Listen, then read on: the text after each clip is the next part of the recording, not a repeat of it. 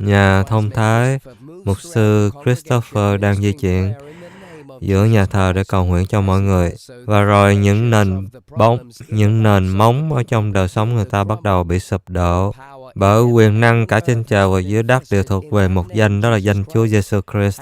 Khi nghe đến danh đó thì mọi đầu gối của kẻ thù trên trời và dưới đất đều phải đầu phục. Và nhà thông thái Christopher đã đối đầu với người đàn ông này. Thế là tà lực trong người đàn ông này bị biểu lộ và bắt đầu kể ra những chương trình phá hoại của chúng. Hãy xem điều gì xảy ra kế tiếp. Lửa của Chúa Giêsu Christ, hãy nói ra ngươi là ai? Tại sao ông muốn biết? Vì Chúa Giêsu Christ muốn biết. Hãy nói ra. Trong danh Giêsu, hãy nói ra ngươi là ai, tên gì? Tao đã nói rồi, chúng ta muốn quỷ phá đời sống của anh ấy. Người nói chúng tao, vậy có bao nhiêu các người? Chúng tao có nhiều đứa. Hãy kể ra tên ngươi. Ta là vợ. Ok, là một. Là thần tượng trong gia đình anh ấy bên dòng dõi người cha. Ok, thứ hai. Còn ai nữa? Chúng ta được sai đến để quỷ phá đời sống của anh ấy bởi vì anh ấy muốn phục vụ Chúa Trời. Chúng ta là nhân viên đặc vụ của quỷ Lucifer. Lucifer, chúng ta muốn giết anh ấy bởi vì tại sao anh ấy lại phải phục vụ Đức Chúa Trời? Anh ấy là con một trong gia đình, anh ấy muốn phục vụ Chúa Trời. Tại sao? Chúng ta muốn phá hủy đời sống anh ấy. Ngươi định làm sao? Chúng ta muốn giết anh ấy. Ngươi dùng phương tiện gì để phá hủy anh ấy? Chúng ta muốn giết nó bằng tai nạn. Khi nó trên đường đến đây, nó bị 2 tai nạn nhưng đã không chết. Nó cứ cầu nguyện mỗi ngày. Tại sao? Tại sao? Điều gì đã ngăn ngươi không thể giết anh ấy được qua tai nạn? Nó cứ luôn cầu nguyện. Nó luôn luôn mang theo nước xịt sức dầu. Tại sao? Anh ấy luôn luôn mang cái gì? Nó luôn mang nước đó. Anh ấy luôn cầu nguyện với nước sức dầu. Điều đó ảnh hưởng như thế nào? Ông không biết sao? Đó là lửa. Đó hủy diệt vương quốc của chúng tao. Hãy nhìn cái hộp chai nước này. Tao không muốn nhìn cái đó. Tại sao? Tại sao ông lại muốn tôi nhìn vào nó? Trong này có gì mà ngươi không thích? Chúng tao không thích nó. Nó là lửa. Đây có phải là cùng nước sức dầu mà ngăn cản người để giết anh ấy qua tai nạn không? Yes. Nó là cùng một loại. Người nói người là nhân viên đặc vụ của quỷ Lucifer à? Yes. Người hoạt động ở đâu? Chúng ta có nhiều chiến lược để sử dụng trên anh ấy. Chúng ta ngủ chung với anh ấy trong giấc mơ. Khi anh ấy thức dậy, anh ấy nhận thức rằng chúng ta đã từng đến. Và anh ấy luôn luôn thức dậy nửa đêm chờ đợi chúng ta đến để mà anh ấy cầu nguyện. Nhưng chúng ta không bao giờ xuất hiện và nó nghĩ rằng nó thông minh lắm. Nhưng chúng ta thông minh hơn nó nhiều. Nhiều khi nó không ngủ, nó chỉ tỉnh thức để xem chúng ta có đến không. Khi anh ấy ngủ gục 5 phút thì chúng ta sẽ đến và ngủ chung với anh ấy. Vâng, chúng ta không muốn anh ấy phục vụ Đức Chúa Trời. Tại sao? Khi anh ấy định đến đây thì chúng ta làm mọi thứ để đưa anh ấy đi tù. Anh ấy đã ở tù 2 tuần. Anh ấy bị bắt ở tại sở di trú. Mấy tuần? 2 tuần. Nó đã ở tù ở Nam Phi. Nó đã bị bắt. Chúng ta đã gây ra điều đó vì chúng ta không muốn nó được giải cứu ở đây. Khi chúng ta ngủ chung với nó thì nó không thể làm được điều gì. Và khi nó thức dậy thì nó không thể cầu nguyện. Nó hầu việc Chúa ở trong nhà thờ. Nó có lòng cam kết nhưng nó không thể phục vụ được. Khi đến giờ đi nhà thờ thì tao đã làm cho nó bệnh. Nó bị nhức đầu. Nó phải vật lộn xây chợ. Sự nghiệp của nó đi xuống. Nó không làm được điều gì trong cuộc sống mặc dầu lòng của nó rất muốn giúp đỡ mọi người. Chúng ta muốn ngăn cản nó đến đây. Khi nó quyết định đến đây thì nó không thể tìm thấy được thẻ thông hành. Ai đã giấu sổ thông hành của anh ấy? Là chúng ta. Chúng ta có thể nhìn thấy nó dự tính làm gì. Vì thế chúng ta đã giấu sổ thông hành. Và nó cầu nguyện kiên ăn và lấy được sổ thông hành. Nó sắp đặt giấy tờ, sổ sách, nhưng chúng ta lại ngăn cản giấy tờ của anh ấy ở nước Nam Phi. Vì nó muốn đến đây. Tại sao? Và cuối cùng anh ấy cũng xoay sở làm được một tờ giấy du hành khẩn cấp. Nhưng khi nó đến tại sân bay, người ta nói, ông kia đứng lại. Và người ta đã bắt nó vào tù. Và anh ấy khóc. Chúng ta muốn giết nó. Đó là lý do tại sao anh ấy ở tù 2 tuần phải không? Yes. Ai đã gây ra? Là chúng ta gây ra. Ok, điều gì ở trong nhà thờ Scone này mà khiến cho sư phụ người và các ngươi họ không thích. Ông hỏi tao như thể ông không hiểu à? Ông không thấy ở đây toàn là lửa sao? Ông không thấy tao đang bị nóng sao? Ông không thấy sao? Người ta ở đây được giải cứu. Tại sao? Giải cứu người ta thì có gì sai? Tại sao ông giải cứu người ta? Bọn chúng là thuộc về tao. Bọn chúng thuộc về tao. Chúng tao muốn những người đó phục vụ chúng tao. Bọn chúng đáng lý là phục vụ cho chúng tao. Công việc của ngươi là gì? Chúng ta muốn giết anh ấy. Chúng ta muốn hủy diệt sự hạnh phúc của anh ấy. Chúng ta gửi lời mời kết bạn trên Facebook, nhưng nó từ chối và in ra hình ảnh này. Nó in ra cái hình này và muốn chỉ cho nhà tiên tri thấy. Chúng ta mời nó kết bạn trên Facebook với tấm hình này. Đây là những nhân viên của chúng ta. Chúng ta muốn nó chấp nhận lời mời. Và sau đó anh ấy chắc chắn sẽ chết. Nó là cái gì? Đây là dấu hiệu của chúng ta. Ông không nhìn thấy sao? Nó là cái gì? Nó là dấu hiệu của chúng ta. Đây là một trong những dấu hiệu của vương quốc chúng ta. Vương quốc nào? Vương quốc của sự tối tăm, quỷ Lucifer. Những cái này có nghĩa gì? Đó là 3 con số 6.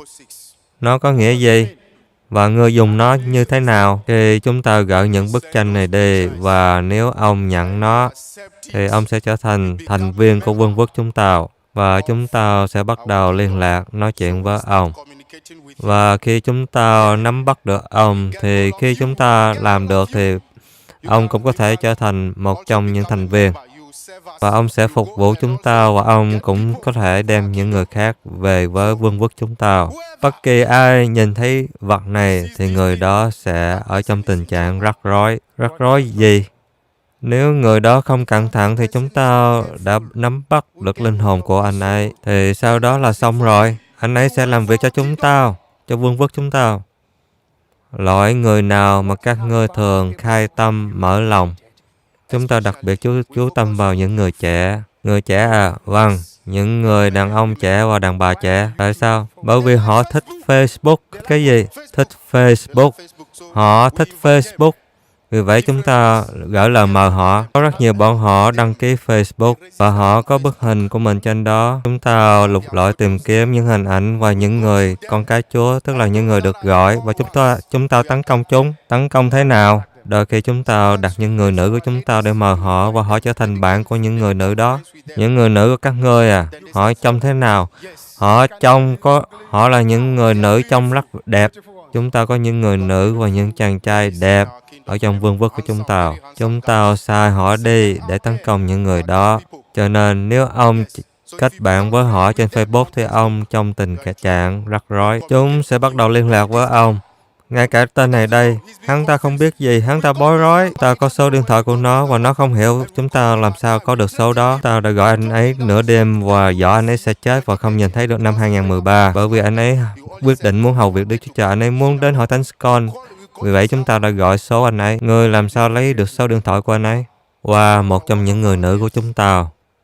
Ok, khi các ngươi bắt giữ những người trẻ này là những người có bức hình ở trên Facebook, thì chuyện gì xảy ra cho sự nghiệp của họ, định mệnh của họ? Bọn họ sẽ bị hủy diệt.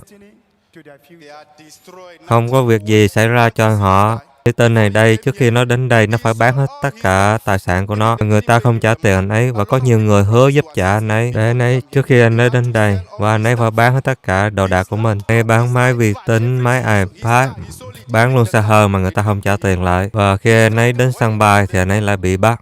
Người ta đem anh ấy ra tòa và anh ấy phải trả rất nhiều tiền. Khi anh ấy đặt vé máy bay hôm thứ Bảy, khi anh ấy đến thì người ta nói vé của anh đã bị bán rồi, nên anh ấy không thể đi được. Vâng, đó là những gì chúng ta thường làm. Những cái này sao? Nó đều cùng là một vật giống nhau. Chúng ta chỉ bày tỏ ra những cách khác nhau mà thôi. Bức hình này là của ai? Từ đâu đến? Đó là một dấu hiệu. Đó là quỷ Lucifer. Xin hãy cho phép chúng ta đi. Ngươi đang nói về anh chàng này, nhưng tôi muốn biết thêm. Những người trẻ mà các ngươi bắt giữ, điều gì xảy ra cho sự nghiệp của những người trẻ này? Sự nghiệp của họ đã bị phá hại. Họ phải vật lộn, phải đi làm kiếm sống. Ngay cả trong trường họ không thể học hành gì được. Và khi họ học xong thì cũng không có việc làm cho họ. Sẽ phải trắc trở, vật lộn. Và khi họ trắc trở như thế thì chúng ta rất hạnh phúc. Đó là thế nào chúng ta... Chuyện gì xảy ra cho hôn nhân của họ? Họ sẽ không cưới hỏi qua những đồ vật này như tôi đã nói. Chúng ta đã sai những người nữ đến họ và khi họ ngủ thì họ đã chấm dứt, đã tiêu rồi, họ sẽ không cưới hỏi gì cả. Khi những người nữ này ngủ với họ thì là tiêu rồi, xong rồi, họ sẽ không giờ cưới hỏi, trừ họ được giải cứu. Đó là tại sao chúng ta không muốn ông giải cứu người ta ở đây. Vâng, chúng ta không muốn ông giải cứu người ta ở đây. Tại sao? Bởi vì khi ông giải cứu họ thì đời sống họ sẽ thay đổi và họ sẽ làm tốt trở lại. Cái thằng này đây đáng lý ra là một nhà triệu phú. Lấy lẽ ra cũng có một nhà thờ và phục vụ Chúa Trời, nhưng chúng ta đã ngăn cản mọi sự. Nhiều khi chúng ta xuất hiện như là một con rắn. Chúng ta có nhiều cách hoạt động lắm. Ok, chuyện gì xảy ra cho đời sống tâm linh cho những người trẻ này? Những người được gọi là những mục tiêu của chúng ta, tức là những con cái Chúa. Chúng sẽ không phục vụ Đức Chúa Trời nữa. Chúng sẽ ăn nằm, dâm dục và phạm tội tà dâm. Chúng sẽ nhậu nhẹt, hút sách. Đó sẽ là đời sống của họ và chúng ta rất vui mừng. Đó là cái gì? Đó là sự vui mừng của chúng ta. Yes, tại sao? Chúng ta chỉ thích vậy thôi. Đó là cách chúng ta thích. Đã có bao nhiêu người đã thành công đem về với vương quốc của các ngươi? Có cả triệu người. Ông không thể nào tưởng tượng nổi. Có rất nhiều. Rất nhiều. Có bao nhiêu tà lực ngươi đang có trong thân thể này? Có rất nhiều. Sự chấm dứt của ngươi đã đến. Tao không muốn đi. Thằng này thuộc về tao. Ông không biết rằng nó thuộc về của tao sao? Nó không thể phục vụ Chúa Trời được. Từ khi nó sinh ra, rồi chúng ta đã đi theo nó rồi. Ông không thấy cái dấu thẻ của nó trên đầu sao? Khi nó bệnh, người ta đem nó đến gặp phù thủy và cắt đầu nó ra và chúng ta đã đem tà linh vào đầu nó. Bây giờ ông muốn giải cứu nó sao? Khi Chúa Giêsu nói yes thì không ai có thể nói không. Lửa, hãy đi ra khỏi thân thể ông này. Người tà linh ở không gian. Đi ra trong danh Giêsu Christ. Lửa khắp thân thể người. Trong danh quyền năng Giêsu Christ. Đi ra người ma quỷ. Trong danh Giêsu. Amen. Gloria a Dios. Está libre en nombre de Jesús ese demonio que había destruido tantas vidas.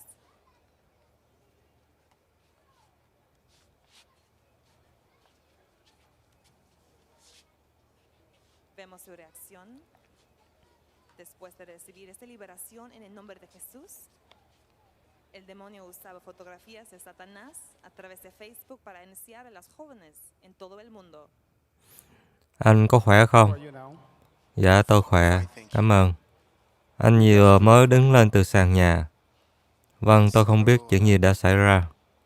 Anh nói rằng mình là nhân viên đặc vụ của quỷ Lucifer. Không, tôi không phải là đặc vụ. Tôi là đầy tớ của Chúa Trời. Tôi không thể nào là nhân viên đặc vụ của ma quỷ được. Tôi không thể làm việc đó. Tôi yêu Đức Chúa Trời. Tôi yêu mến Giêsu. Và anh nói rằng anh phá hủy mình và anh bán hết tất cả đồ đạc nhà mình. Tôi yêu mến tôi. Chuyện gì với đồ đạc nhà cửa của anh? Tôi đã bán đồ đạc tài sản để được đến đây. Tôi muốn đến đây để được giải cứu nhưng tôi đã không có tiền. Tôi đã đi làm nhưng không chuyện gì tiến bộ được nên tôi phải bán hết đồ đạc của tôi. Và có những đồ tôi bán mà chưa nhận được tiền. Chúng tôi thấy anh có đem cái gì đó từ trong túi ra. Anh có cái gì đó trong túi của anh. Và anh đã đem nó ra. Hãy kiểm tra lại đồ của anh. Những cái đó là cái gì? Đây là những đồ mà người ta gửi tôi qua mạng Facebook. Đó là những bức hình mà tôi không những bức hình mà tôi không chấp nhận. Hãy cầm nó lên. Có ai đó đã làm gì anh? Có ai đó đã gửi những tấm hình này qua cho tôi qua mạng Facebook. Họ gửi lờ mờ để làm bạn với tôi. Nhưng tôi không biết người đó sống gần ở nhà tôi. Tôi tưởng người đó biết đến tôi. Tôi đã bấm những hình ảnh để xem người đó là ai trước khi tôi nhận lời mời kết bạn, và khi tôi nhấn vào thì đây là những hình ảnh hiện ra. Khi tôi nhìn thấy những hình ảnh này, tôi đã ngã bệnh 2 ngày, không thể thức dậy được. Tôi thường có những giấc mơ rất là tồi tệ, xấu, nhìn thấy hình ảnh thỏ thăng và nghe những giọng nói bảo rằng tôi phải chết. Và từ khi tôi nhìn thấy hình ảnh này thì nó trở nên tồi tệ thêm lên. Cho nên tôi đã không ngủ được. Và tôi thấy những người thân trong gia đình mình đã chết nhiều năm đã qua. Tôi đã in những hình ảnh này ra để trình lên cho nhà tiên tri. Đây là những hình ảnh.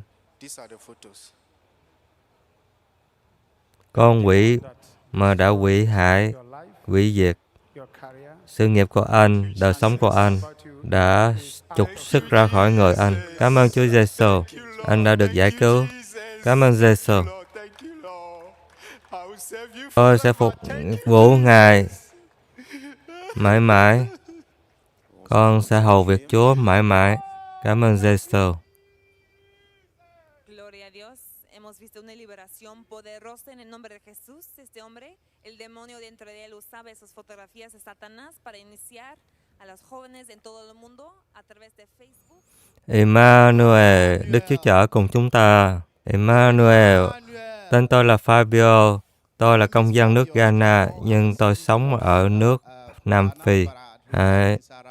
Hãy tóm tắt lịch sử nhà cửa của anh, lịch sử gia đình của anh, làm thế nào tà linh này vào anh được. Tôi đến từ một gia đình thờ thần tượng, và tôi lớn lên thỉnh thoảng bị tà linh tấn công, và những gì tôi làm thì không được tiến triển. Hãy kể thêm về những giấc mơ mà anh có khi lớn lên.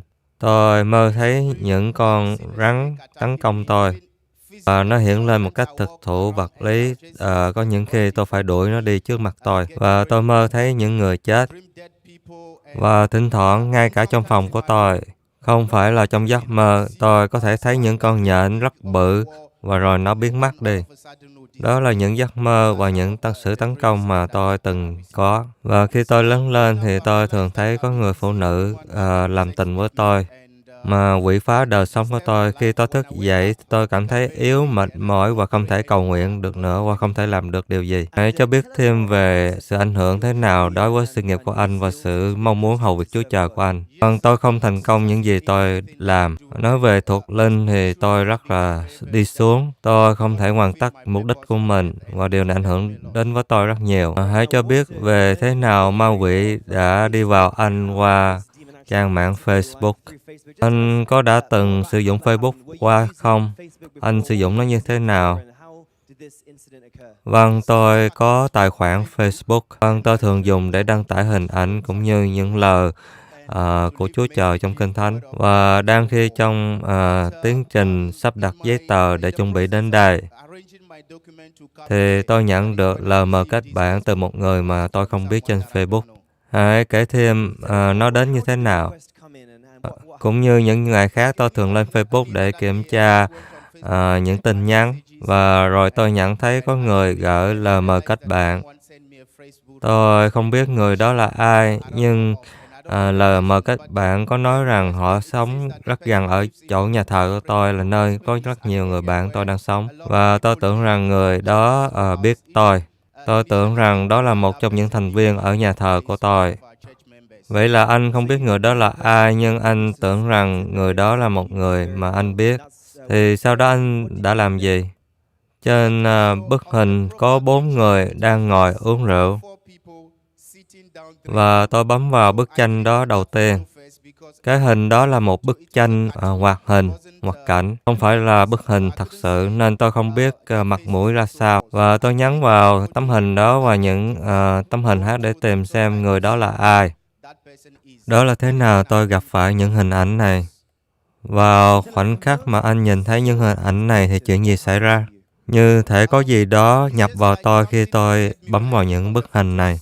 Và tôi bắt đầu kiểm tra những hình ảnh này. Như thể tôi nhận được cái gì đó mà đã nhập vào tôi. Và tôi cảm giác rất là đi xuống, rất là bệnh hoạn. Ý anh nói rằng khi anh nhìn thấy những bức hình này thì có gì đó nhập vào anh à? Dạ, rất chính xác. Tôi rất là sốc vì tôi không ngờ như vậy. Tôi cảm giác có gì đó nhập vào tôi. Ý anh nói rằng anh chưa nhận lời mời kết bạn, anh chỉ nhấn vào tấm hình xem thôi, thì anh cảm giác có việc gì đó, có vật gì đó nhập vào anh à? Vâng, tôi chưa chấp nhận lời mời. Tôi nhận rất nhiều lời mời. Và tôi không chấp nhận hết lời mời vì nếu tôi không biết họ là ai. Ngay cả tôi biết người đó là ai, tôi cũng phải nhấn vào hình ảnh để xem thật sự người đó là ai trước khi tôi nhận lời mời kết bạn. Vậy thì vào lúc anh cảm giác có gì đó nhập vào anh thì chuyện gì xảy ra sau đó? Tôi cảm giác mình đi xuống rất là bệnh yếu. Tôi nhớ rằng mình không thể làm được bất cứ điều gì vào cuối ngày đó. Tôi phải nằm trên giường bệnh hết 2 ngày. Và anh có những giấc mơ gì sau khi nhìn những hình ảnh này? Như tôi đã nói, tôi thường có những giấc mơ rất xấu tồi tệ, những con rắn vân vân. Sau khi nhìn những hình ảnh này thì những chuyện đó càng tồi tệ lên thêm. Xảy ra thường ngày. Ngay cả khi tôi ăn cơm thì tôi thấy những người thân trong gia đình chết rất nhiều năm. Đến với tôi trong nhà làm những công việc bình thường như nấu ăn và ăn uống bình thường. Và nội đã chết cũng đến với tôi và nói rằng bà ấy muốn dắt tôi đi. Và ngày hôm sau, ngay cả khi bị bệnh, tôi phải dùng nước sức dầu, gọi bạn đến cầu nguyện cho tôi. Đó là thế nào tôi thức dậy nổi ngày hôm sau. Và ngày hôm sau, lúc ban đêm, tôi nhận được một cú điện thoại vào lúc 1 giờ 40. Lúc đó tôi đang ngủ và tôi nhấc điện thoại lên. Người gọi tôi như thể đang ngồi họp chung với những người khác vì tôi có thể nghe tiếng ở đằng sau lưng. Và người nói chuyện với tôi dường như đang nói bằng microphone, nói rằng người đó được sai đến để hủy diệt tôi. Và tôi sẽ không nhìn thấy được năm 2013 bởi vì tôi đã quyết định phục vụ Đức Chúa Trời. Như vậy, sau khi nhìn những bức hình này, anh nhận được một cú điện thoại thực sự. Số đó là số gì? Đó là số điện thoại không ai biết được. Và điều đầu tiên anh nghe là một người nói chuyện qua microphone và dường như có nhiều người ở đằng sau lưng nữa. Dạ, ở đằng sau lưng như thể đang ngồi trong một cuộc họp vậy. Chính xác người đó nói gì ạ? Người đó nói rằng người đó được sai đến để hủy diệt tôi. Người đó nói là nhân viên phục vụ của quỷ Lucifer đến giết tôi vì tôi có sự kêu gọi để phục vụ Chúa Trời. Ở dân sự của Chúa Trời, chúng ta có thể học được rất nhiều bài học từ anh chàng này. Đây là những chuyện xảy ra thực tế, thực thụ, vật lý. Sau khi bấm lên những hình ảnh này ở trên Facebook, và thực sự vật lý nhận được cú điện thoại từ nhân viên của quỷ Lucifer được sai đến để giết anh ấy và sẽ không nhìn thấy năm 2013. Chuyện gì xảy ra sau đó? Nó trở nên càng ngày càng thách thức và khó khăn. Lúc đó tôi dự tính để đến hội thánh Scone. Mọi sự trở nên càng ngày càng tồi tệ. Tôi sắp xếp mọi giấy tờ đầy đủ, cũng như bán hết mọi đồ đạc để có tiền, để đến đây. Bởi vì đôi khi, trong lúc vật lộn, tôi có giấc mơ nhìn thấy nhà tiên tri TB Joshua gọi tôi hãy đến nhà thờ. Đó là tôi cảm thấy mình càng phải được giải cứu. Sau khi nhìn những hình ảnh đó, có nhiều người gọi tôi và muốn giúp tài chính cho tôi. Họ hứa giúp tài chính nhưng sau cùng không có ai có tiền để giúp tôi. Cho nên tôi phải bán hết đồ đạc của mình. Và trước khi tôi đi đến sân bay thì tôi gặp 2 tai nạn. Nếu không nhờ ân điển Chúa Trời, tôi thường du hành với nước sức dầu và giấy sticker. Mỗi lần tôi lái xe vòng vòng. Và bởi ân điển của Chúa, không chuyện gì xảy ra hôm đó. Khi đến sân bay thì cảnh sát di trú biểu tôi phải đứng riêng ra. Tôi hỏi tôi đã làm gì, thì ông ấy nói rằng tôi sẽ phải ở tù at least 4 năm. Tôi hỏi ông chưa kiểm tra giấy tờ tôi, sao ông lại nói tôi có thể ở tù 4 năm? Sau đó họ kiểm tra giấy tờ và nói rằng giấy tờ của tôi là giả. Cho nên họ bắt giữ tôi và giam tôi trong tù. Và điều đầu tiên ở trong tù, ý nghĩ đến là tự vận. Và tôi bắt đầu suy nghĩ như vậy và nhìn xung quanh để tìm vật gì đó để giúp tôi tự vận. Và một sự suy nghĩ khác đến bảo rằng tôi nói với người bạn hãy mua axit bỏ vào chai nước Coca-Cola đem đến cho tôi uống để tôi có thể chết. Và một ý nghĩ khác đến vào đầu tôi bảo rằng tôi hãy trốn tù đi, vượt ngục, là điều tôi biết rằng không thể thực hiện được.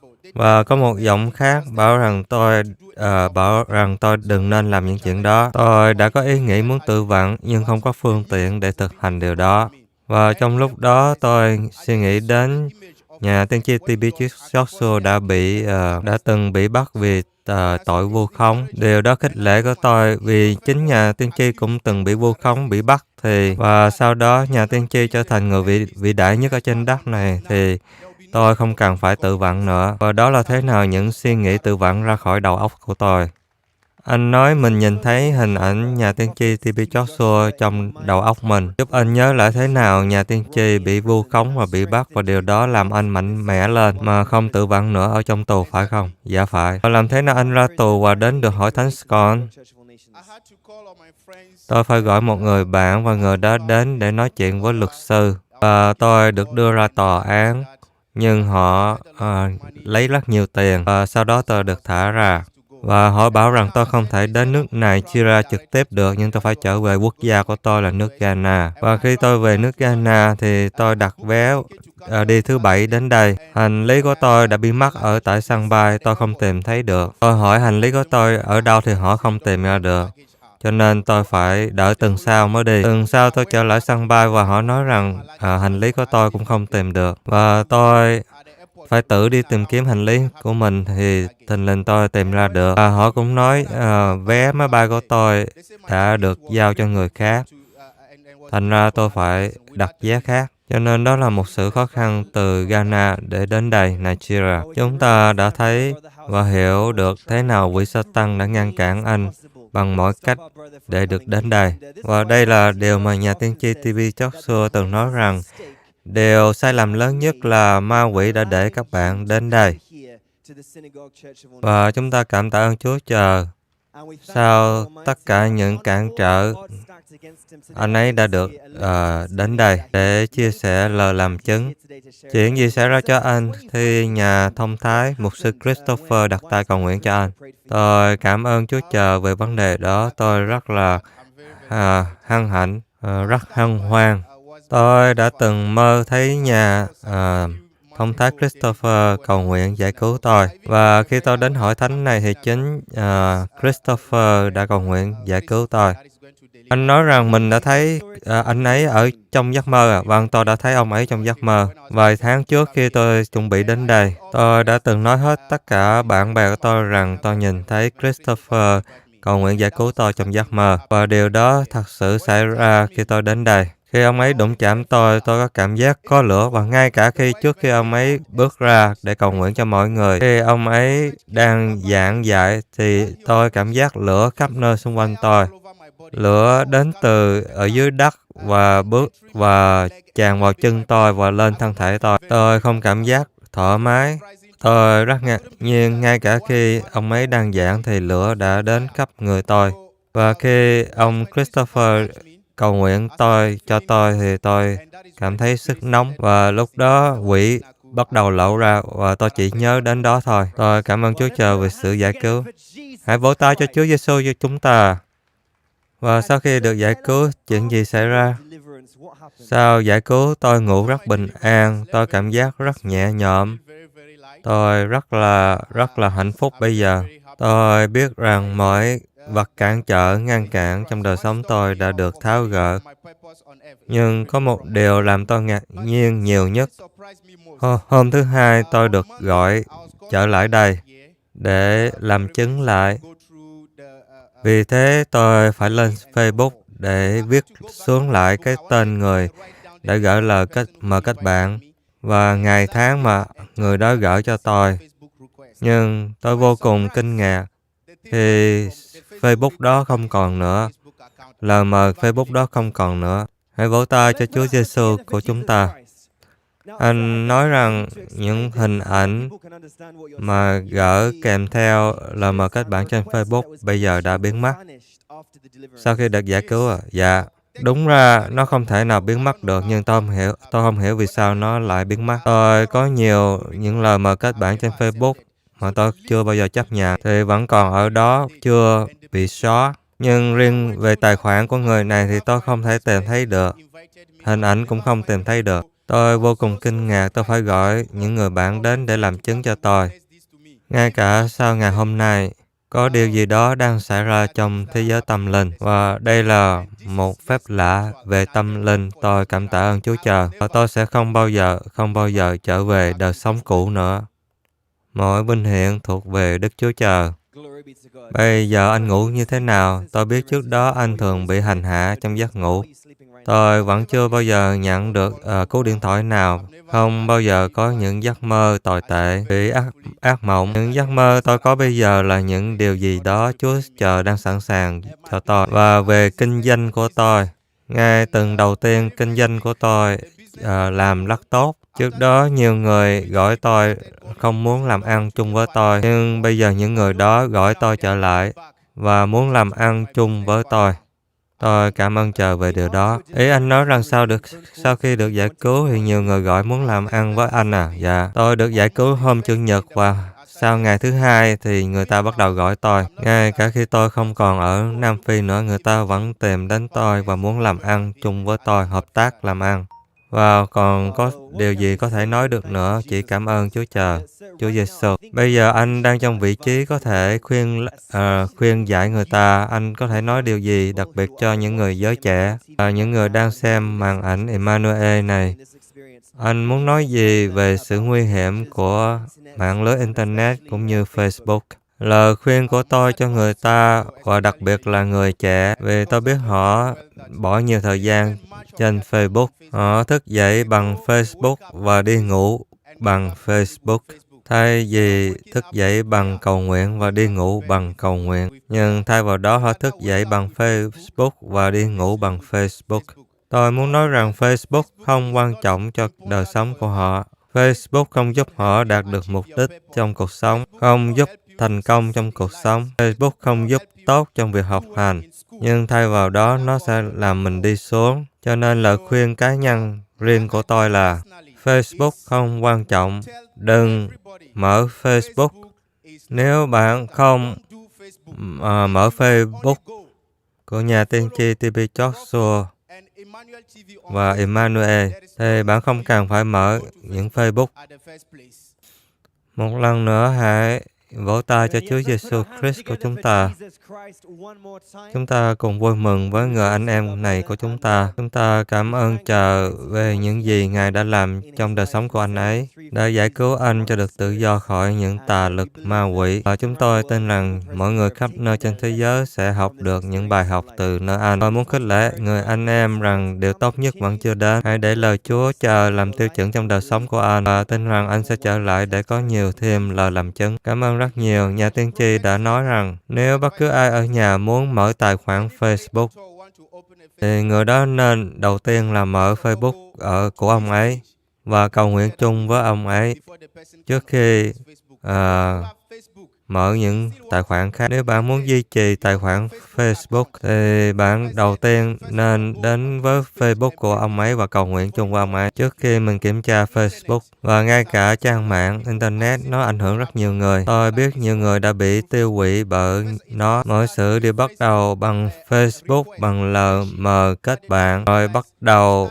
cặp kè với người đó. Chẳng bao lâu thì bạn sẽ tham gia vào những tình cảm giường chiếc. Ma quỷ đã quỷ phá người ta rất nhiều qua những hệ thống đó. Và cũng như trên mạng lưới Internet có những cái link, những kết nối. Khi bạn nhấn vào, bạn sẽ ngạc nhiên thấy những hình ảnh khỏa thân, vân vân. Nên tôi cầu xin mỗi người khắp nơi trên thế giới, bạn cần phải cẩn thận và luôn luôn cầu nguyện.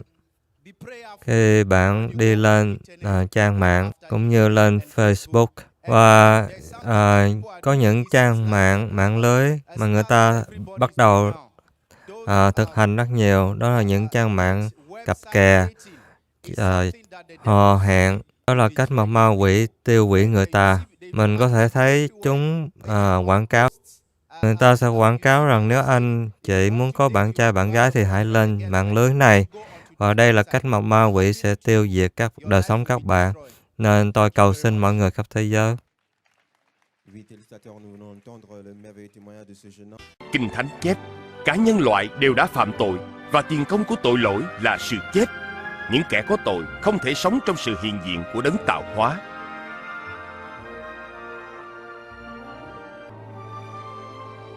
Khi mọi người thấy Chúa Giêsu, họ nhìn thấy bản tính và quyền năng của Thượng Đế.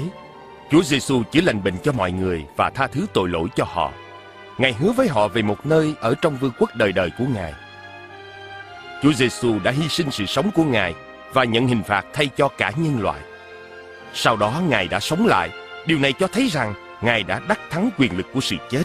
Trong Chúa Giêsu, Thượng Đế bày tỏ chính Ngài cho mọi người. Ngài đã làm điều này để hễ ai đặt niềm tin nơi Chúa Giêsu, người đó sẽ bước vào sự hiện diện của Thượng Đế. Chúa Giêsu là đấng mà hết thảy các đấng tiên tri đều làm chứng về Ngài rằng hễ ai tin Ngài thì được sự tha tội vì danh Ngài. Vậy cho nên, bất cứ ai theo Chúa Giêsu sẽ thoát khỏi sự trừng phạt và sẽ hưởng được cuộc sống đời đời với Thượng Đế. Khi Chúa Giêsu sống lại từ cõi chết, Ngài sẽ ban Đức Thánh Linh sống cùng với những kẻ tin theo Ngài để bày tỏ lẽ thật và ban quyền năng cho họ để sống theo đường lối của Thượng Đế. Ngài bây giờ cho những người lần đầu tiên mới đến, như tôi đã nói, sự cứu rỗi linh hồn không đơn giản chỉ là lời nói suông. Xin Chúa vào lòng của con, lau sạch con bảo huyết của Ngài, cứu rỗi linh hồn của con. Rồi sau đó lại làm những điều mình ưa thích. Không thể được như vậy. Sự cam kết, cần sự cam kết, đó là điều giới thiệu chúng ta đến với Chúa Giêsu.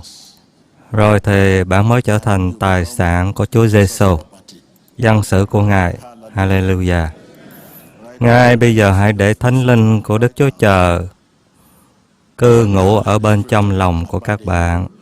Hãy cầu nguyện theo lại Chúa Giêsu. Hãy vào lòng của con, lau sạch con bởi huyết máu của Ngài. Cứu linh hồn của con hôm nay. Cứu linh hồn của con hôm nay. Hãy làm con một ống dẫn của sự sáng của Ngài, thành ống dẫn của tình yêu thương Ngài, ống dẫn của sự tin cậy, vâng lời, trở thành một ống dẫn tha thứ. Trong danh Giêsu Christ. Amen.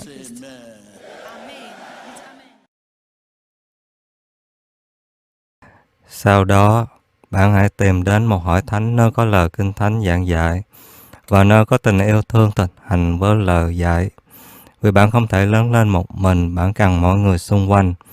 Để đức tin được tăng trưởng, hàng ngày bạn cần phải đọc lời Chúa chậm chậm, đọc đi, đọc lại, suy gẫm, cầu nguyện theo lời Chúa, làm theo lời Chúa, giao phó mọi khó khăn cho Ngài và cảm tạ Chúa.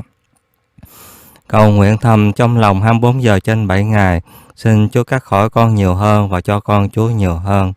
Cắt khỏi con sự tổn thương, ganh ghét, ganh tị, cay đắng, không tha thứ, kiêu ngạo, tính tư dục, và cho con nhiều hơn tình yêu của Chúa, vui mừng, bình an, kiên nhẫn, tử tế, hiền lành, mềm mại, trung tín, tiết độ, thánh khiết, khiêm nhường của Chúa nhiều hơn. Amen.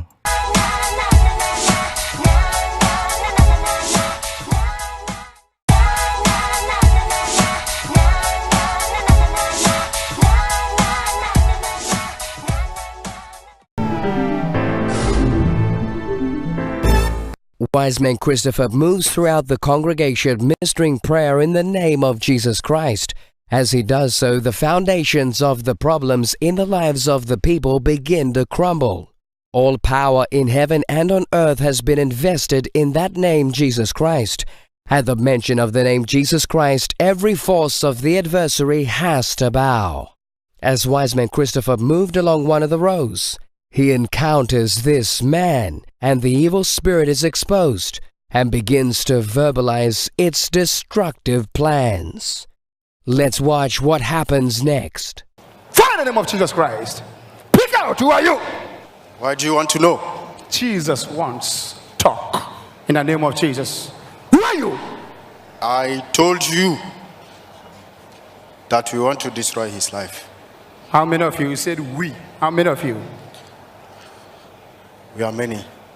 Mention your names. I'm the wife.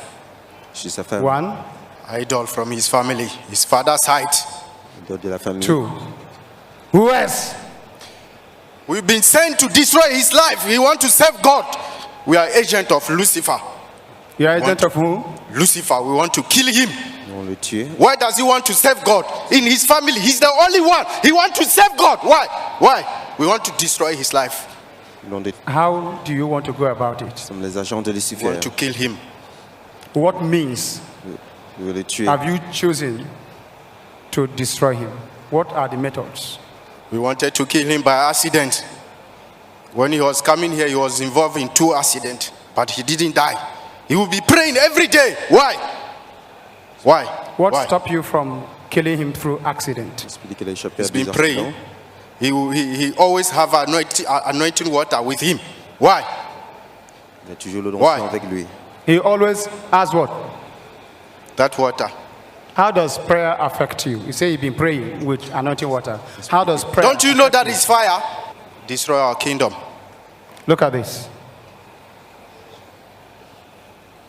I don't want to look at this thing. Why? Why do you want me to look at it? What is in it that is against you? We don't like it. It's fire. That is fire. Is it the same anointing water that stopped you from killing him? Through, Yes. through accident? Yes. It's the same thing. It's the same one. You say you're an agent of Lucifer. Yes. Where do you operate from? We've got so many strategies that we use on him. We sleep with him in the dream. When he's sleeping, he will wake up. Then he realizes that we've come. And he always wake up at night waiting for us to come so that he can pray. But we never appear to him. He thinks that he's smart. We are smarter than him. So sometimes he doesn't sleep. He will just be awake to see if he will come. Any 5 minutes when he pass out, we come and we sleep with him. Yes, we don't want him to serve God. Why? When he was coming here, we did everything possible to send him to jail. He spent 2 weeks in jail. He was detained at He spent immigration. how many weeks? 2 weeks in jail in South Africa. He was detained. We did it. We don't want him to get delivered. When we sleep with him, he can't do anything. When he wake up, he can't pray. He cannot sometimes even serve. He serve in a church. He's committed. But he can't even serve. When it's time to go to church, he'll just be feeling anyhow. We put sickness in him, severe headache. And then he'll be struggling. His career, he's been working, doing everything. He will not make it in life. He has heart to help people. We want to prevent him of coming here. First, when he made up his mind to come here, his passport, he couldn't find it. Who hid the passport? We did. How? We could see what he's planning to do. So we hid the passport. And then he managed, he was praying, fasting. He got the passport. He was arranging his document. We stopped the document at Home Affairs, South Africa. He wants to come here and get delivered. For what? Finally, he managed to do emergency travel document. When he gets to the airport, by the time he got there, the guy says, "You stop there." Said he should stop there. They took him to jail. He was crying. We wanted to kill him. Was that why he spent 2 weeks in the prison? Yes. Who did it? We did it. We did it. Okay, what is it in the Synagogue Church of All Nations that is attacking both your master, Lucifer, and you people, the demons? Are you asking me as if you don't know? Can't you see fire everywhere here? Can't you see that I'm feeling hot? Can't you see that? You people are delivering people up and down. Why? What is wrong in delivering people? Why do you deliver them? They belong to us. So you people have been sending them, those demons. Those people belong to. We want them to serve us. Pendant 2 semaines. They should work for us. What is your work? C'est une menace dans We son want to royaume. kill them. We want to destroy them. It's our happiness. We send him this Facebook request. He refused it, and he Bring printed it the out photo. yourself. He printed the photo. He want to show the prophet. We invited him on Facebook on this one. This is our agent. We wanted him to accept the request. Then he will die. What is this all about? That is our sign. Can't you see? Your what? C'est notre That signe. is your what? Our sign.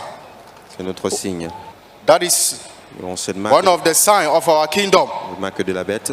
666. Which kingdom? Señal de Darkness, demonio. Lucifer. Le signe de Lucifer. What is this all about? That is the 666. What does it mean? And how do you use this figure? When we send those pictures and you accept it, you become a member of our kingdom. So we start communicating with you. Then we get hold of you. When you get hold of you, you can also become a member. You serve us. You go and also get people for our kingdom. So whoever sees this thing, that person is in trouble. What kind of trouble? If that person is not careful, will get hold of his soul, then that is it for him. He will work for our kingdom. What caliber of people have you initiated? Especially, we focus on youth. Youth. Yes, young men and women.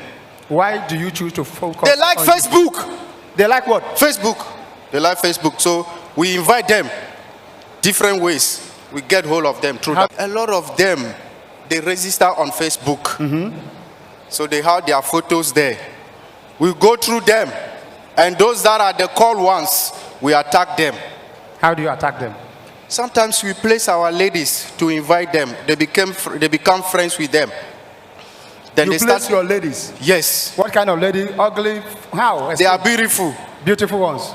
We've got beautiful ladies in our kingdom and handsome, very handsome guys. We send them out there to attack people. Yes. So if you become friends with them on Facebook, you are in trouble.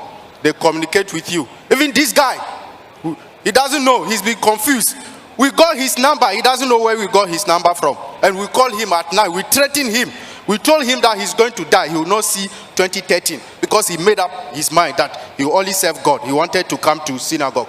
We got his number How did you get his number? through one of our girls. Okay. Yes. When you capture these youth that always have their pictures on Facebook, they want to go to internet, what will happen to their career, to their destiny, to their future? They are destroyed. Nothing will work. Can't you see this guy? Before he came here, he sold all his stuff. Even they didn't pay him the money. A lot of people promised to assist him before he came here. He had to sell all his stuff. His laptop, his iPad, everything. His car, he sold it. Even the car, they didn't pay him. He struggled. When he got to the airport, he got arrested. He was taken to court. He paid a lot of money.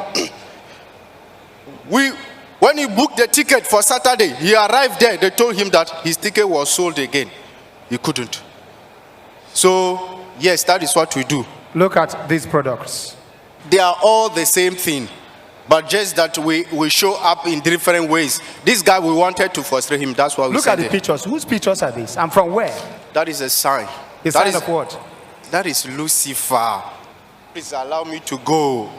You have explained this man's portion, what you did to this man. I'm talking about the youth you have succeeded in getting on Facebook through this means. Yes. What is happening to their career? Their career is damaged. They will struggle, they will work. Even at school, they will not perform. When they finish, there's no job waiting for them.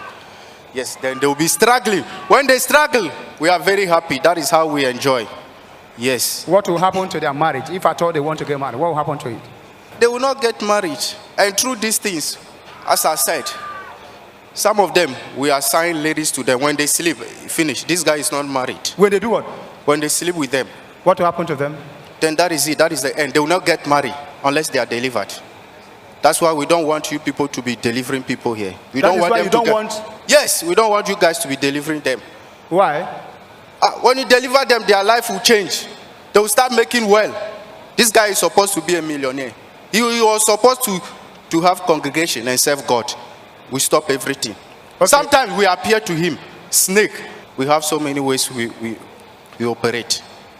Okay, what will happen to the spiritual life of those youths that have this? Those that are the called ones, those are our target. They will not serve God anymore. They will just be sleeping around, fornication, adultery, and drinking, smoking. That will be their life, and that is our joy. That is your what? Our joy. Your joy. Yes. Why? That is it. That is what we like. Yes. How many people all over the world have you succeeded in putting into your kingdom through this method? Millions. You can never imagine. Many, many, many, many. Many.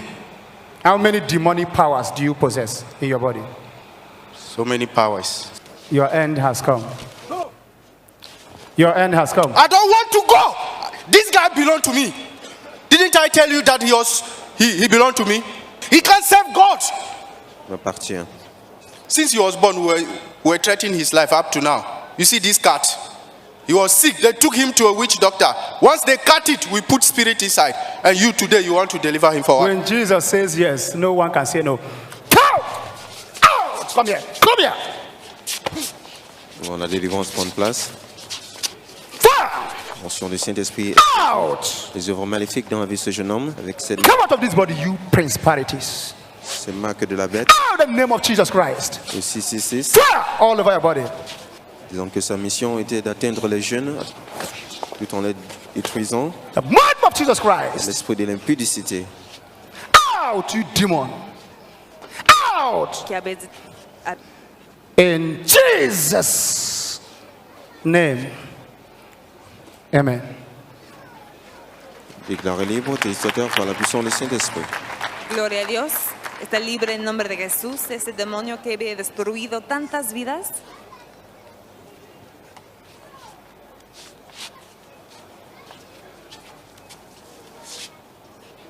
Vemos su reacción después de recibir esta liberación en el nombre de Jesús. El demonio usaba fotografías de Satanás a través de Facebook para iniciar a las jóvenes en todo el mundo. How are you now? I'm fine, thank you. You just stood up from the floor. Yes, I don't know what happened. You say you are agents of Lucifer. No, I can't be agent. I'm a servant of God. You are who? I'm a servant of God. I can't be an agent for Lucifer. No. I can't do that. I love God. I love Jesus. And you say you destroyed yourself. You made yourself to sell your properties. I love myself. What is happening to your properties? I sold my property to get money to come here.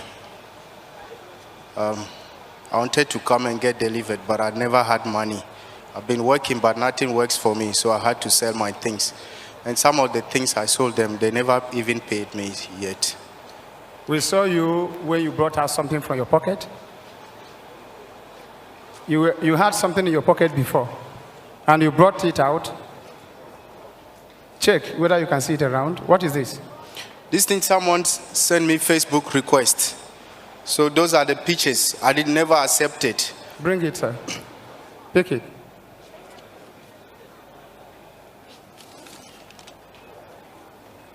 Somebody did what? Someone sent me these photos on Facebook. He sent a Facebook request to be my friend, but I don't know the person. The person lives close to my house, and I thought the person knew me. So I click on the photo. I wanted to check who is it before I accept the Facebook request. When I click, it was these photos. When I saw the photos, 2 days I was sick on bed. I couldn't wake up. Then I used to dream very bad dreams, seeing snake and hearing voices telling me that I would die. But since I saw the photo, it became worse. So I could not sleep at night sometimes. And I see my family members who died some years ago. So I printed the photos so that when I come out, I will show Prophet. These are the photos. That demon that destroyed your life, your career, Thank you, Jesus. and everything about you is out of Thank you, you. Jesus. So you are delivered. Thank you, In Lord. Jesus' name. Thank you, Jesus. Thank you, Lord. Thank you, Lord. I will serve you forever. Thank you, Jesus. Bon, ce jeune homme s'est réjoui de sa délivrance. Oh, thank you, Jesus. Gloria a Dios. Hemos visto una liberación poderosa en el nombre de Jesús. Este hombre, el demonio dentro de él usaba esas fotografías de Satanás para iniciar a los jóvenes en todo el mundo a través de Facebook. Emmanuel. Emmanuel. My name is Fabio Ajavon. I'm a citizen of Ghana, but I reside in South Africa. And so just tell us briefly about your background, about how the kind of family you're from that enabled this evil spirit to really enter you from the very beginning. I'm from a family of idol worshipping, and I grew up having spiritual attacks from time to time, and even anything I do doesn't work out. So tell us more about the kind of dreams you were having as you were growing up. I used to dream, have seen a snake attacking me, even physically. Sometimes I walk around and I'll just see a snake right in front of me, getting ready to attack me. I dream dead people, and even sometimes in my room, not even dreaming, I'll see a spider very big on my wall walking, and then all of a sudden it will disappear. Those are some of the dreams and attacks that I receive. Yes, growing up, I realized that I've been seeing a woman having sex with me, and it disturbed my life. When I wake up, I become very weak, and I could not pray anymore. I could not do anything. And tell us more about how this affected your career and your zeal to be a Christian, to serve God. Yes, I don't succeed in anything that I do, and spiritually, I become very, very down. I could not fulfill my purpose on earth, and it disturbed me a lot. Right, now we want to learn from you the area of Facebook, how this demon actually entered your life through Facebook. Just tell us more about how that happened. Were you using Facebook before? What were you using it for, and how did this incident occur? Yes, I have an account with Facebook, and I usually go onto it to load some photos and to leave messages, the word of God, and so forth. But in the process of arranging my document to come here, that is when I received this Facebook request from someone that I don't know. So tell us more. How did the request come in, and what happened? Like any other day, I just went on Facebook to check my messages and other things. Then I realized that someone sent me a Facebook request, and which I don't know of, and I don't know the person, but the request came. It says that the person lives in Brokenspruit. Brokenspruit is an area where a lot of people live to our church. So I was initially thinking that that person knew me, is one of our church members. Okay, so you didn't know the person's name, but you suspected that there was someone you knew very well, and that's what did you do then? Exactly. So on the profile picture, it was just about 4 people sitting down drinking. So I click on that photo first and that photo, it was a cartoon. It wasn't a real person. So I couldn't see their faces and so forth. So I click on the photo and started going through them so that I could see who that person is. That is when I came across these photos. So tell us, the moment you saw these pictures, what happened to you? It's just like something entered me when I click on the photos. And I started going through them. It's like I received something that entered me. And I started feeling very, very down, very, very sick. So you mean to say the moment on your computer that you just saw these pictures, you felt something physically enter inside of you? Exactly. And I was very, very shocked. I never expected such a thing. So I felt like something entered me. So you mean you never even accepted the request? You literally just clicked on the picture to see more, and that is how something entered inside of you? Exactly. I never accepted. I received so many Facebook requests that I don't accept. If I don't know the person, I don't accept. Even if I know the person, I still need to be very careful before I do that. So I never accepted that. I just click on the photo to make sure I know the person before I click on accept. So the moment you felt something enter inside of you, tell us what happened after that? Then I started feeling very, very down and very sick. I remember I couldn't do anything at the latter stage of the day. I became very, very sick. I was in bed for 2 days. And what did you begin to see in your dreams after you witnessed these pictures on Facebook? Usually, as I said, I've been receiving bad dreams, seeing snake and so forth. But after seeing this picture, it became very, very worse. On the daily basis, Even in the afternoon, if I want to take a bit of rest, I will see my family members who died so many years ago coming to me. We do the normal stuff. They cook, I eat.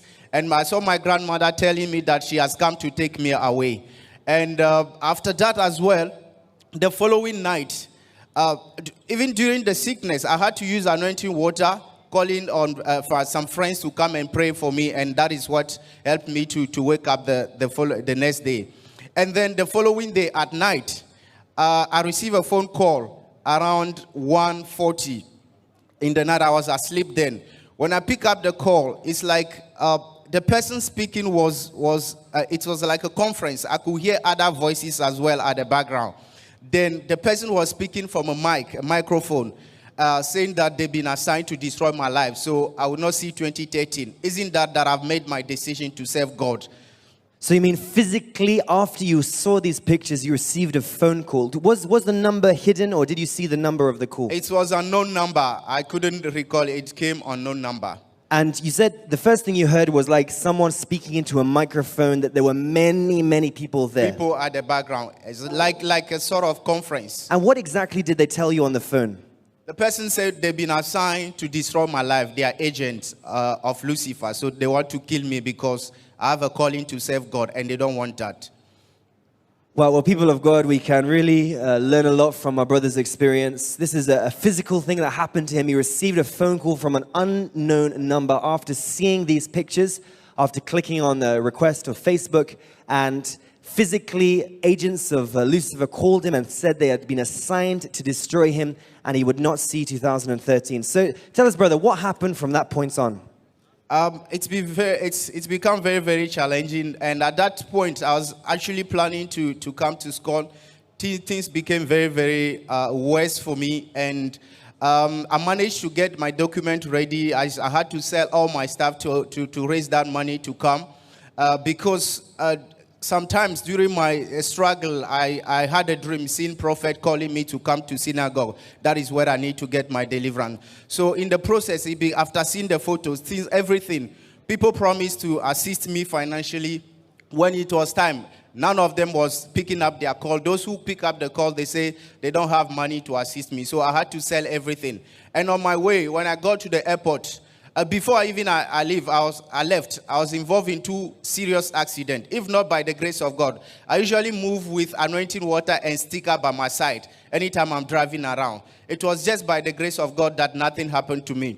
So when I got to the airport, the immigration officer told me that you should stay aside. And I said, what did I do? Then he opened his mouth to tell me that I have to spend 4 years in jail. And I said, what did I do? You haven't even checked my document. You said I have to spend 4 years. Then they went through my document. They said the document is fake. It's not original. So they took me and detained me. Later on, they took me to prison. And the first thing when I was in jail, the first voice that I heard was commit suicide. So I started thinking about that. I looked around. There was nothing for me to use to commit suicide. So the thought that came to my mind was to tell a friend to buy acid and then put it in a Coke and bring it to me so that when I drink it, I'll die. The first voice that I heard was to run away from the prison, which I know was not going to be possible. The third voice was telling me not to do any of those things. So it became a challenge. I thought of committing suicide actually, but the means was a bit difficult for me. And in the process, I just saw the image of Prophet when he was falsely accused and was arrested. So when I saw it, it encouraged me. And I told myself, if Prophet was accused and was arrested, and after that, he's now and he's the greatest man on earth now, there will be no need for me to commit suicide. That is how the image got out of my mind. So you saw the image of Prophet TB Joshua in your mind and recalled how he too was wrongly imprisoned, and that strengthened you not to commit suicide whilst you were in prison. Exactly. So how did you come out of prison and finally make your way to the Synagogue Church of All Nations? I had to call on my friends, and they had to come and speak to a lawyer. I was taken to court, and they arranged that, but they collected a lot of money, and I was now released to go. And when they said I couldn't travel directly to Nigeria, so I had to go to my country first. And when I traveled down to Ghana, I booked my ticket to come here on Saturday. and when my luggage was missing at the airport, I looked for the luggage, I couldn't find it. I asked them, they said they don't know where my luggage are. So I had to wait the following day. The following day, I went back to the airport. They said my luggage are still not there. I had to roam at the airport looking around, and I happened to find the luggage. And when I got to where I booked my bus to come here, they said my ticket was rebooked and was given to another person without a reason. So it was even a struggle from Ghana to come here. Well, we can really understand from our brother how Satan was trying every means possible to stop our brother from coming here. And this is why Prophet TB Joshua often says that the greatest mistake Satan has made is allowing you to come here to the Synagogue Church of All Nations. And we thank God Almighty that upon all of the odds stacked against him, today our brother's here, a living testimony that he made it, and he's here today to share his testimony. So, sir, tell us, when you finally came, what happened when wise man Christopher prayed for you? I thank God for that. I'm very, very excited. I was touched by wise man Christopher, whom I saw some few months ago delivering me when I come to synagogue. So I even told my friend that when I come to synagogue, it's a wise man Christopher that is going to deliver me. And you that mean happened. you saw it in your dream? I saw him in my dream some few months ago when I was preparing to come here. And I told all my friends that I dreamt I was in synagogue and wise man Christopher delivered me. And that was exactly what happened when I came here. When he touched me, I only felt fire.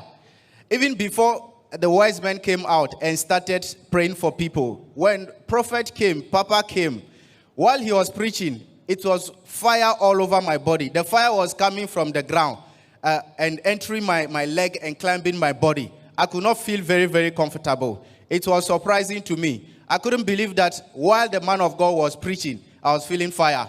So wise man Christopher touched me. I started feeling heat, and that is where the Spirit started manifesting. That is the only thing I could remember.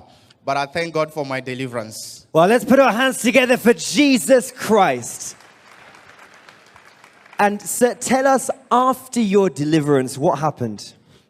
After my deliverance, I slept very peacefully. I feel very, very light. I'm very, very happy now. I know the hindrance, what stopped me of fulfilling my purpose on earth, is being removed from my way. But something surprised me most. On Monday, I was called to come back here for references to go through the testimony and so forth. So I had to go back to Facebook. I wanted to go and write down the name of the person who invited me and the exact date and time that I received the Facebook request. To my surprise, the thing vanished from, the Facebook request vanished from my Facebook account. I could never believe it. Well, let's put our hands together for Jesus Christ. Now, sir, I think you need to explain this so that people can understand what you're saying. You mean the pictures and the request that was given to you vanished after the deliverance? Yes. Technically, that is not possible. I don't know how come that happened. When I went to Facebook, I have a lot of Facebook requests that I've never accepted. So the list is still there, and there are various dates and the pictures. But when I went through that, I could never find this person who invited me. I could never find the photo. I was so surprised. I had to call on my friend to come and witness this to me. Even up to today, there are things that are happening in the spirit. And this is just spiritual. And I thank God for this miracle. I will never go back to that life again. Glory be to God. And so how have you been sleeping since your deliverance? You said before you're always tormented in your dreams, but how are you sleeping right now? I've never received any phone call so far. I've never had any bad dream. I sleep very peacefully. Just that the dreams that I have now is the great things God is preparing me to do. And my business, I've registered a business, and the very first week, the business was doing well. After some few weeks, people started calling me. They said they don't want to be a partner anymore. But those people now, they are calling back, wanting to be my business partner. I thank God for that. You mean after your deliverance, you've been receiving phone calls from people wanting to partner with you? I was delivered on Sunday. On Monday, first thing in the morning, I started receiving phone calls. Even though I'm not in South Africa, but people were looking for me even through my partners to join my business. I thank God for that. Wow, well, what can we say but thank you, Jesus Christ? And so right now, I think you're in a position to advise the world, especially the youth, the young people who are watching Emmanuel TV right now and who will listen to this testimony and this experience. What do you want to tell them about the dangers of the internet and especially Facebook? My advice to people, especially the youth, because I know very well that they spend much of their time on Facebook. They wake up with Facebook and go back to sleep with Facebook. Instead of waking up with prayer and going back to bed with prayer, they rather wake up with Facebook and they sleep with Facebook. I want to tell them Facebook is not important for your life. Facebook will not help you achieve your purpose. Facebook will not help you to succeed in life. Facebook will not help you to do well in school. It will rather cause your downfall.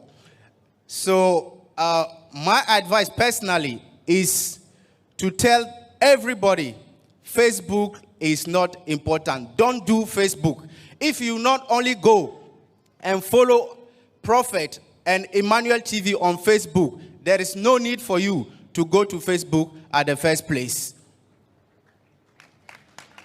Amen. Yes, let's put our hands together for Jesus Christ one more time. We rejoice with our brother and we thank God Almighty for what He has done in his life through setting him free from these demonic spirits.